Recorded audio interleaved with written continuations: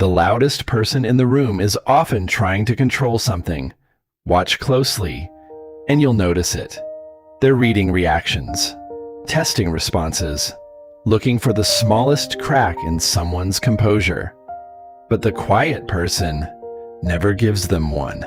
Not because they're cold, not because they're stronger, but because they refuse to hand over the one thing every manipulator needs: your emotional reaction. And once that disappears, the control disappears with it. Most people believe control comes from power.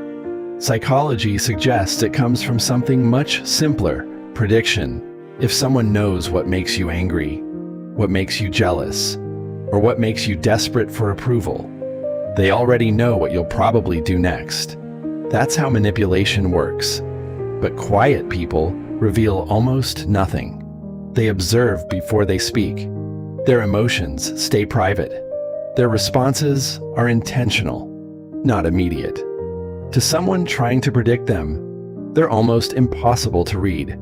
Behavioral psychologists describe emotional reactions as information. Every outburst, every defensive explanation, every attempt to prove yourself reveals something. It tells other people exactly where your vulnerabilities are. Most people give away this information without realizing it. Quiet people don't. They pause. They think. They resist the urge to explain themselves. That silence creates uncertainty, and uncertainty makes manipulation much harder. Because when people can't predict your next move, they lose their leverage. This is why the psychology of silence is so often misunderstood. People assume quiet people are passive, but they're doing something far more difficult. They're choosing what to reveal and what to protect. That selective silence isn't a wall. It's a filter. A filter that keeps other people from taking control of their emotions. This doesn't mean quiet people don't feel hurt. They do. Sometimes more deeply than anyone else in the room. The difference is they don't immediately hand those emotions to other people. Instead of reacting, they process.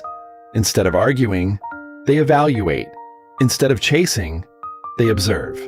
That small space between emotion and action is where real self-control begins. And self-control is the one thing manipulation was never designed to overcome. Silence isn't coldness. It isn't distance. It's the decision to stop making every emotion public. The hardest person to control isn't the loudest. It's the one who stays calm when everyone else expects chaos. Because when your emotions belong to you, your decisions belong to you.